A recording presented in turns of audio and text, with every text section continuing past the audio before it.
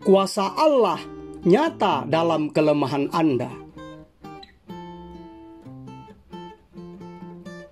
Shalom mitra produktif, jumpa lagi dengan saya, Pastor Tommy Ringo, di YouTube Tahta Daud Channel dan di podcast Anchor Produktif dalam program 50 episode kehidupan yang dikendalikan oleh tujuan yang alkitabiah. Untuk apa kita ada di dunia ini? Episode 35.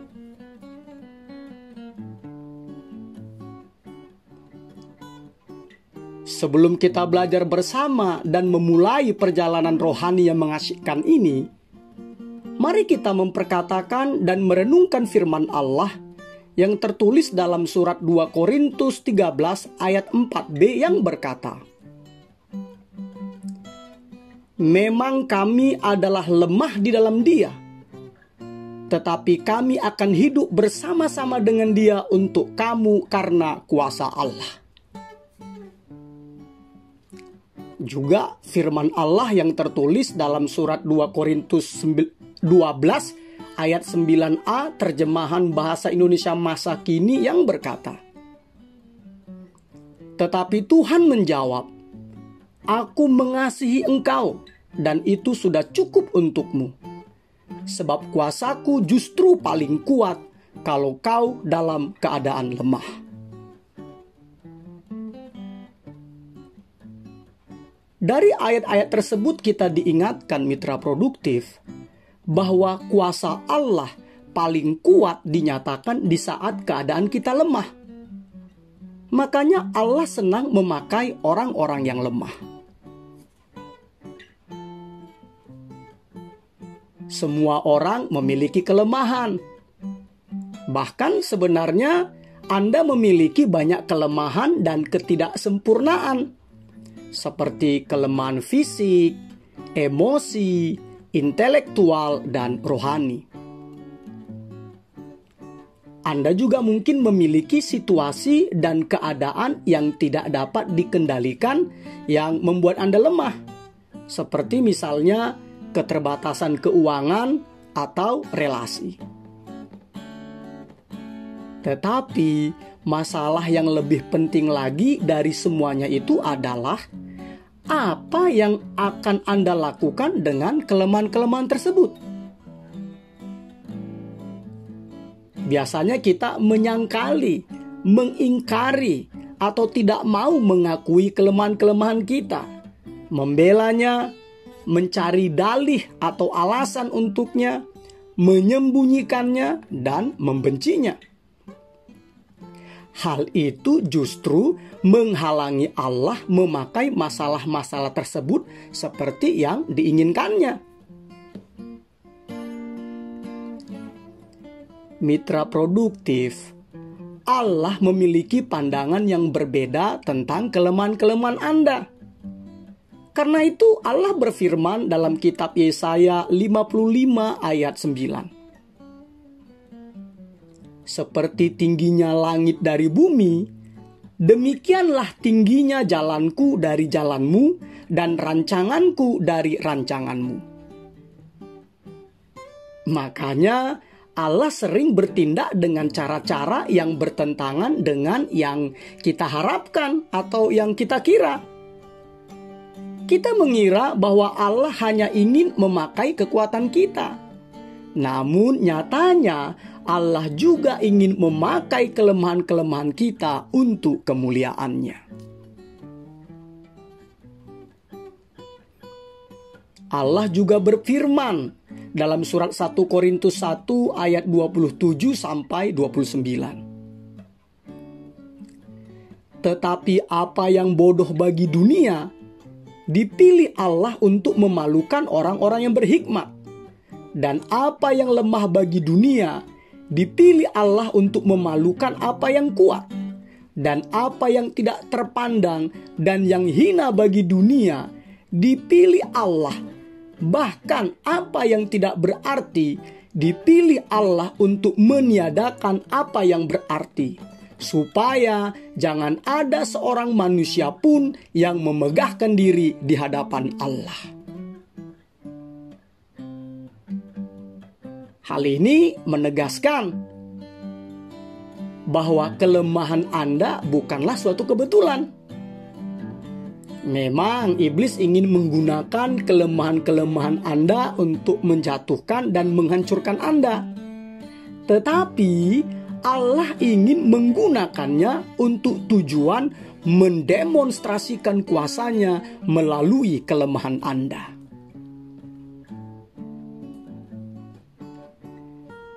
Allah tidak pernah terkesan dengan kekuatan atau kemandirian, yaitu kemampuan yang dapat berdiri sendiri tanpa bergantung pada orang lain. Tetapi justru Allah tertarik pada orang lemah yang mengakui kelemahannya. Yesus menyebutkan pengakuan akan kebutuhan kita ini sebagai miskin di hadapan Allah. Matius 5 ayat 3. Bahkan sikap ini, miskin di hadapan Allah, adalah sikap nomor 1 yang diberkati Allah dari seluruh ucapan bahagia yang tertulis dalam Injil Matius 5 ayat 3-12. Para prasa dari Injil Matius 5 ayat 3 terjemahan bahasa Indonesia masa kini tertulis, "Berbahagialah orang yang merasa tidak berdaya dan hanya bergantung pada Tuhan saja. Mereka adalah anggota umat Allah."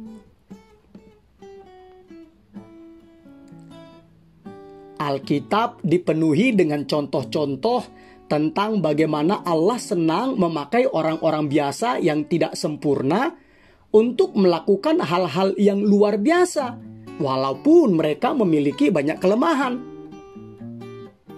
Karena jika Allah hanya memakai orang-orang yang sempurna, maka tidak ada seorang pun yang dapat dipakainya untuk menyatakan kemuliaannya. Karena tidak ada seorang pun dari kita yang tanpa cacat. Fakta bahwa Allah memakai orang-orang yang tidak sempurna adalah berita yang menguatkan dan membesarkan hati bagi kita semua. Mitra produktif, suatu kelemahan atau duri seperti yang dikatakan Paulus dalam surat 2 Korintus 12 ayat 7, bukanlah dosa atau kejahatan atau cacat karakter yang dapat Anda ubah, seperti makan berlebihan atau sikap tidak sabar. Tetapi kelemahan atau duri yang dimaksud adalah keterbatasan yang Anda warisi atau tidak dapat diubah. Itu mungkin saja keterbatasan fisik, penyakit kronis, energi yang rendah secara alami atau mudah lelah, atau ketidakmampuan lainnya. Itu mungkin juga keterbatasan emosional, seperti luka-luka trauma, memori atau ingatan yang terluka dan menyakitkan, atau kepribadian yang aneh, atau temperamen bawaan. Itu mungkin juga keterbatasan intelektual atau talenta. Karena tidak semua kita adalah orang-orang yang super berbakat, cemerlang, atau cerdas. Bila Anda berpikir dan mengingat keterbatasan Anda dalam kehidupan ini, mungkin Anda tergoda untuk menyimpulkan, Allah tidak pernah mau memakaiku. Tetapi mitra produktif, Allah tidak pernah dibatasi oleh keterbatasan kita.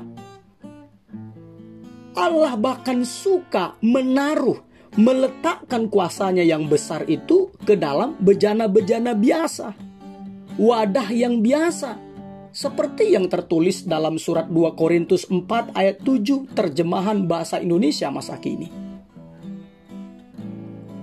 Tetapi harta rohani yang indah itu kami bawa pada diri kami yang tidak berharga ini, yang dibuat dari tanah.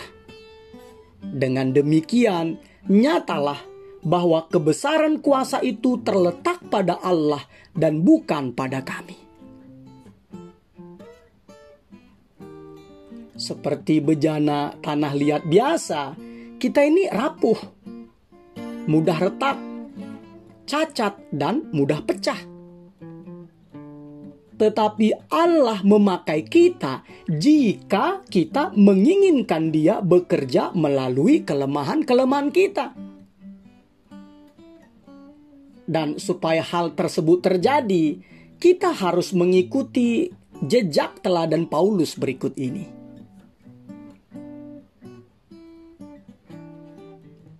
Pertama, akuilah kelemahan-kelemahan Anda. Akuilah kelemahan-kelemahan Anda. Akuilah ketidaksempurnaan Anda. Berhentilah berpura-pura memiliki semuanya dan jujurlah tentang diri Anda sendiri. Jangan hidup dalam penyangkalan atau membuat alasan-alasan, tetapi luangkanlah waktu untuk mencari tahu dan mengenali kelemahan-kelemahan pribadi Anda. Anda bisa membuat daftar kelemahan-kelemahan tersebut.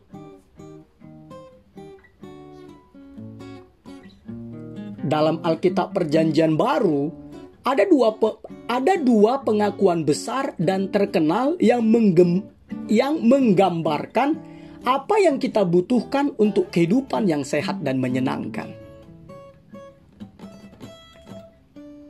Yang pertama adalah pengakuan Petrus yang berkata kepada Yesus dalam Injil Matius 16 ayat 16. Engkau adalah Mesias, Anak Allah yang hidup.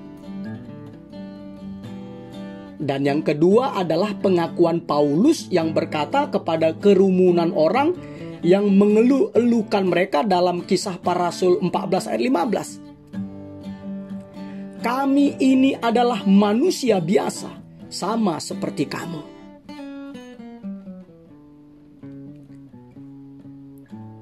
Maksudnya mitra produktif, jika Anda ingin dipakai oleh Allah, Anda harus tahu siapa Allah Anda dan siapa Anda sebenarnya. Banyak orang Kristen, terutama para pemimpin, melupakan kebenaran yang kedua. Kita adalah manusia biasa. Karena itu, jika diperlukan suatu krisis untuk membuat Anda mengerti tentang hal ini, Allah tidak akan ragu-ragu untuk mengizinkan krisis itu terjadi, karena Dia mengasihi Anda.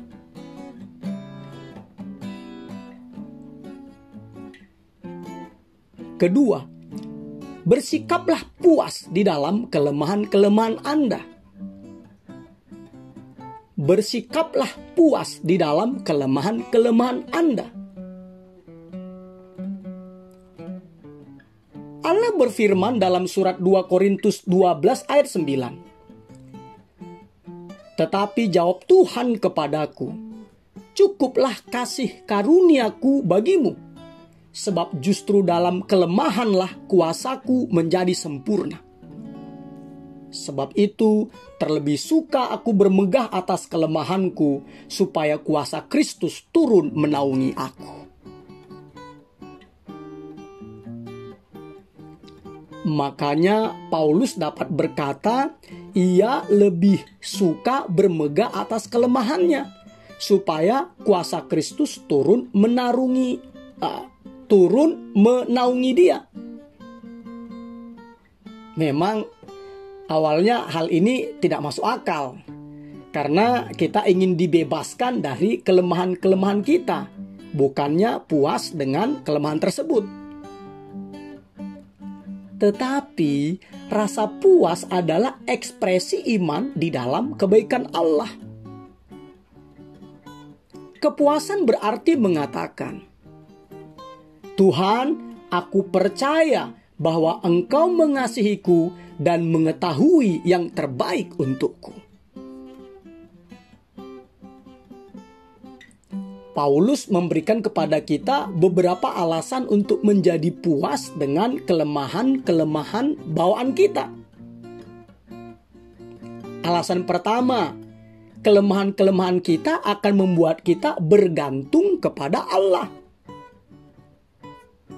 Dengan mengungkapkan kelemahannya sendiri yang Allah tolak untuk disingkirkan, Paulus berkata dalam surat 2 Korintus 12 ayat 10. Karena itu aku senang dan rela di dalam kelemahan, di dalam siksaan, di dalam kesukaran, di dalam penganiayaan, dan kesesakan oleh karena Kristus. Sebab jika aku lemah, maka aku kuat. Parafrasa ayat tersebut dalam terjemahan firman Allah yang hidup berkata,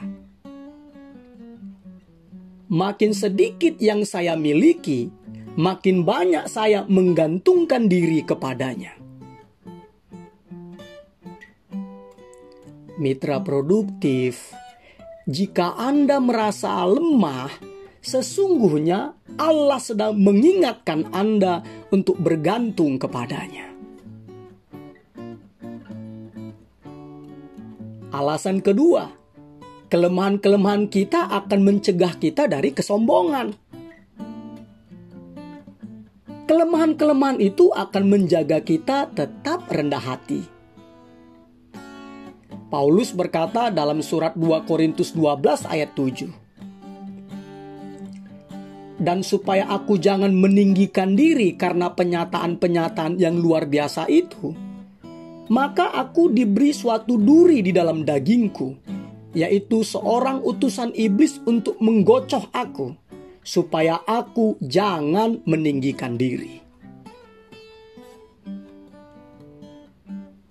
Allah seringkali menyertakan kelemahan besar dalam kekuatan yang besar untuk mengendalikan ego kita.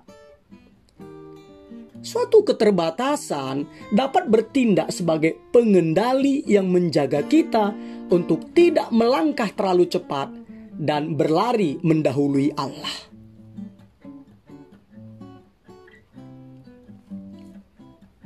Ketika Gideon merebut pasukan sebanyak 32.000 orang, Allah menyaringnya sampai hanya 300 orang saja. Padahal musuh yang harus dihadapi mereka adalah 135.000 pasukan orang Midian dan orang Amalek dan semua orang dari sebelah timur. Sehingga rasionya adalah 450 orang pasukan musuh melawan 1 orang pasukan Gideon. Hakim-Hakim 7 dan Hakim-Hakim 8 ayat 1-21. Memang kelihatannya seperti bencana, tetapi Allah melakukannya supaya Israel mengetahui bahwa kuasa Allah lah, bukan kekuatan mereka sendiri yang menyelamatkan mereka. Alasan ketiga, kelemahan-kelemahan kita akan mendorong kita untuk bersekutu dengan orang-orang percaya lainnya. Ketika kekuatan menghasilkan dalam tanda kutip roh kemandirian, aku tidak membutuhkan orang lain, maka kelemahan-kelemahan atau keterbatasan-keterbatasan kita akan menunjukkan betapa kita saling membutuhkan. Alasan keempat, kelemahan-kelemahan kita akan meningkatkan kapasitas kita untuk bersimpati dan untuk melayani. Kita akan jauh lebih mudah untuk berbelas kasihan dan memaklumi kelemahan-kelemahan orang lain. Allah ingin Anda melakukan pelayanan seperti Kristus di dunia ini. Ini berarti orang-orang lain akan menemukan kesembuhan melalui luka-luka Anda.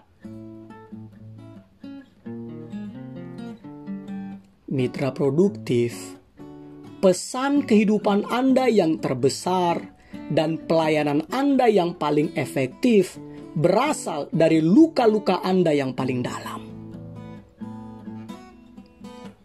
Hal-hal yang paling memalukan dan paling berat untuk diceritakan adalah sarana-sarana yang dapat Allah gunakan dengan penuh kuasa untuk menyembuhkan dan memulihkan orang lain.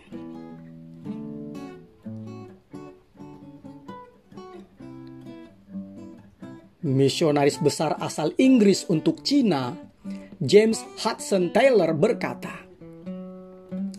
"Semua orang besar adalah orang-orang lemah." Seulang ya, semua orang besar atau raksasa Allah adalah orang-orang lemah. Contohnya, kelemahan Musa adalah sifat pemarah atau emosinya. Itu yang menyebabkannya membunuh seorang Mesir, memukul batu yang seharusnya ia hanya berkata kepada batu tersebut, dan menghancurkan 2 loh batu yang bertuliskan 10 perintah Allah yang ditulis oleh Allah sendiri. Namun Allah mengubah Musa menjadi seorang yang sangat lembut hatinya. Keluaran 2 ayat 12, Bilangan 12 ayat 3, Bilangan 20 ayat 8 sampai 12. Kelemahan Gideon adalah rasa rendah diri dan rasa tidak aman. Tetapi Allah mengubahnya menjadi seorang pahlawan yang gagah berani. Hakim-Hakim 6 ayat 11 dan 12. Kelemahan Abraham adalah ketakutan. Bukan sekali, melainkan 2 kali Abraham menyebut istrinya sebagai adiknya dan saudaranya untuk melindungi dirinya. Namun Allah mengubah Abraham menjadi bapa semua orang percaya. Roma 4 ayat 11. Petrus yang impulsif, yaitu cepat bertindak secara tiba-tiba menurut gerak hati tanpa dipikirkan dahulu, dan mudah bimbang, diubahkan Allah menjadi batu karang. Matius 16 ayat 18. Daud yang melakukan dosa perzinahan dengan berselingkuh dengan istri orang, juga membunuh orang yang setia kepadanya, Uria, suami Batsheba selingkuhannya. Namun Allah mengubahnya menjadi seorang yang berkenan di hatiku. Kisah Para Rasul 13 ayat 22. Juga Yohanes, salah satu anak-anak guru yang galak, yang beringas dan angkuh itu, menjadi rasul kasih.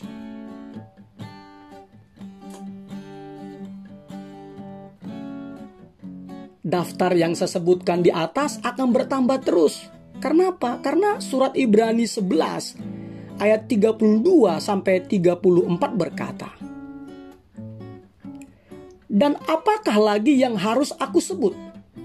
Sebab aku akan kekurangan waktu apabila aku hendak menceritakan tentang Gideon, Barak, Simson, Yefta, Daud, dan Samuel, dan para nabi yang karena iman telah menaklukkan kerajaan-kerajaan, mengamalkan kebenaran, memperoleh apa yang dijanjikan, menutup mulut singa-singa, memadamkan api yang dahsyat.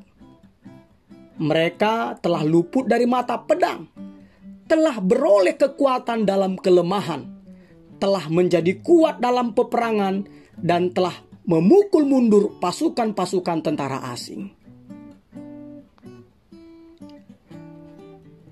Allah memang sangat ahli mengubah kelemahan menjadi kekuatan. Allah mau mengambil kelemahan Anda yang paling besar dan mengubahnya untuk kemuliaan Allah.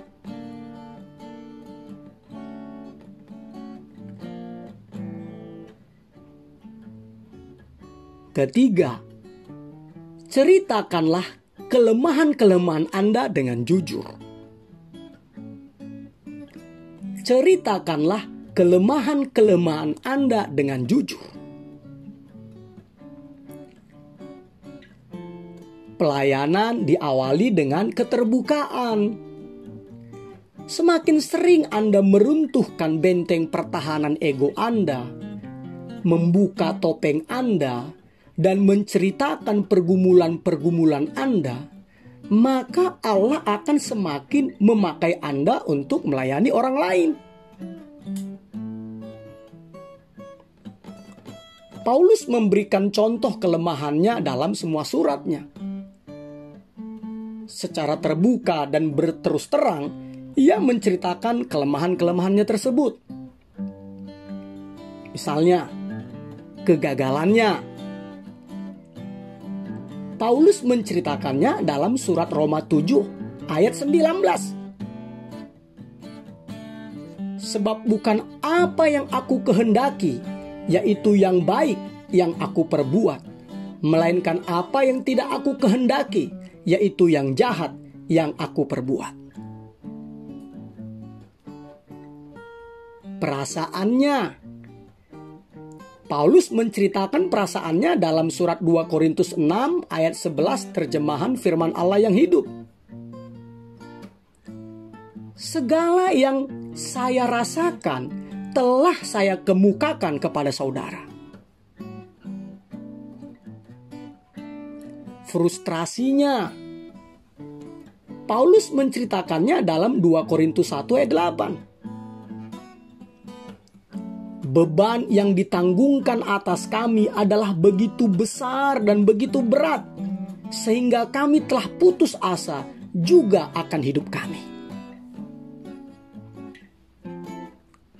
Ketakutannya. Paulus menceritakannya dalam 1 Korintus 2 ayat 3. Aku juga telah datang kepadamu dalam kelemahan dan dengan sangat takut dan gentar.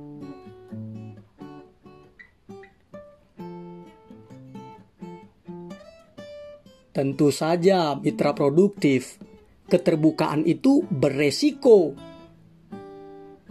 Mengurangi pertahanan Anda dan membuka kehidupan Anda pada orang lain bisa menakutkan. Ketika Anda mengungkapkan kegagalan, perasaan, frustrasi, dan ketakutan Anda, resikonya adalah Anda ditolak. Tetapi manfaatnya melebihi resikonya. Karena keterbukaan itu memerdekakan secara emosional. Membuka diri membuat tekanan atau stres berkurang. Kecemasan-kecemasan Anda hilang. Dan merupakan langkah pertama menuju kebebasan atau kemerdekaan.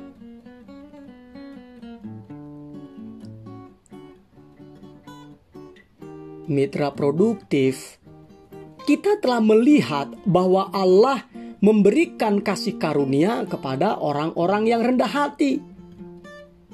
Tetapi banyak orang salah paham mengenai kerendahan hati. Kerendahan hati bukanlah sekedar merendahkan diri atau menyangkal kekuatan Anda, tetapi juga bersikap jujur tentang kelemahan-kelemahan Anda. Semakin jujur Anda, semakin banyak kasih karunia Allah yang Anda dapatkan. Anda juga menerima anugerah dari orang lain, karena keterbukaan dengan mengakui kelemahan-kelemahan Anda adalah sifat yang membuat seseorang disukai. Karena kita secara alamiah tertarik pada orang-orang yang rendah hati. Jika kepura-puraan menimbulkan rasa tidak senang, maka orang yang jujur apa adanya, autentisitas, membuat orang tertarik. Dan keterbukaan terhadap kelemahan diri sendiri adalah jalan menuju keakraban.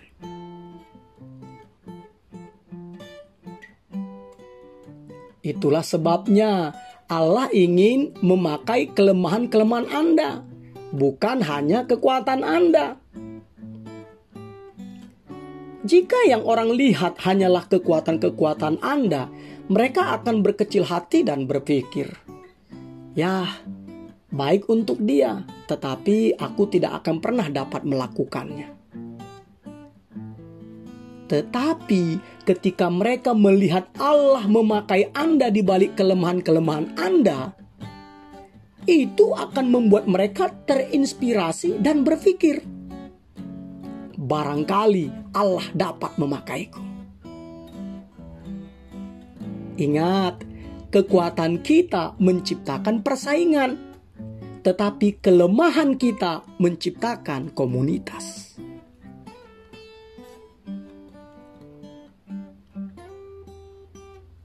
Mitra produktif, pada suatu titik dalam kehidupan Anda harus memutuskan apakah Anda mau membuat orang lain kagum atau mempengaruhi orang lain.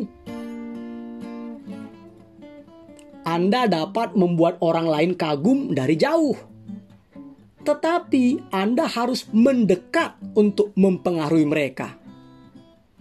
Dan ketika Anda melakukannya, mereka akan dapat melihat kelemahan Anda. Tidak apa-apa menurut saya, itu hal wajar dan alamiah. Ingat, sifat atau kualitas yang paling penting untuk kepemimpinan bukanlah kesempurnaan, melainkan kredibilitas, dapat dipercaya.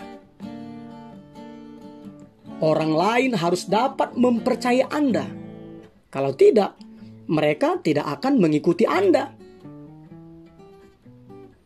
Bagaimanakah Anda membangun kredibilitas? Bukan dengan berpura-pura menjadi sempurna, melainkan dengan bersikap jujur.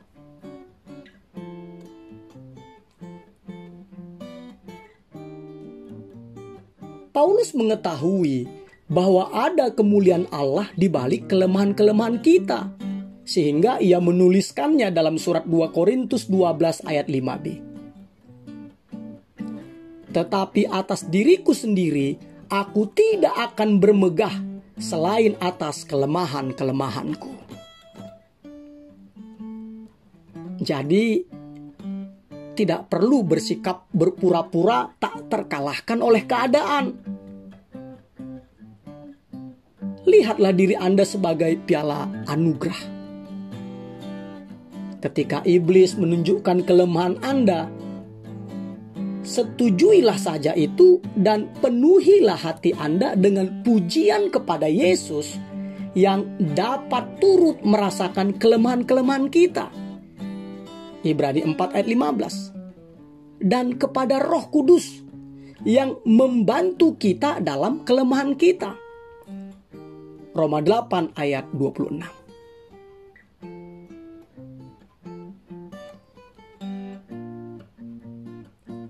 Namun kadangkala Allah mengubah sebuah kekuatan menjadi kelemahan untuk memakai kita lebih hebat lagi. Misalnya seperti Yakub, seorang manipulator yang sering membuat rencana-rencana licik dan kemudian lari dari akibat-akibatnya. Di mana suatu malam Yakub bergumul dengan Allah dan berkata, "Aku tidak akan membiarkan engkau pergi jika engkau tidak memberkati aku." Kejadian 32 ayat 26. Allah berkata, "Baiklah, Tetapi kemudian Allah memukul sendi pangkal paha Yakub sehingga Yakub pincang. Kejadian 32 ayat 31. Apa maknanya? Allah menyentuh kekuatan Yakub, yaitu pangkal paha Yakub. Ini berarti otot paha adalah otot yang terkuat dalam tubuh, dan mengubahnya menjadi kelemahan. Sejak hari itu Yakub berjalan pincang sehingga ia tidak pernah dapat melarikan diri lagi. Hal itu memaksanya untuk bersandar, untuk bergantung kepada Allah, entah dia suka atau tidak. Mitra produktif, jika Anda ingin Allah memberkati Anda dan memakai Anda dengan luar biasa, Anda harus mau berjalan pincang seumur hidup Anda, karena Allah memakai orang-orang yang lemah.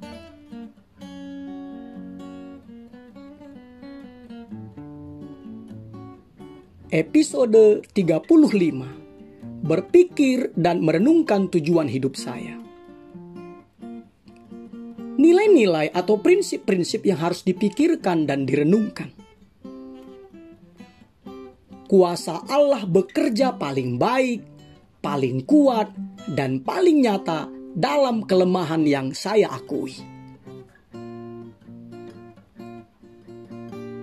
Ayat untuk diingat, 2 Korintus 12 ayat 9a. Tetapi jawab Tuhan kepadaku, cukuplah kasih karuniaku bagimu, sebab justru dalam kelemahanlah kuasaku menjadi sempurna. Pertanyaan untuk dipikirkan dan didiskusikan. Apakah saya membatasi kuasa Allah dalam hidup saya dengan mencoba menyembunyikan kelemahan-kelemahan saya? Mengenai hal apakah saya perlu jujur supaya dapat menolong orang lain?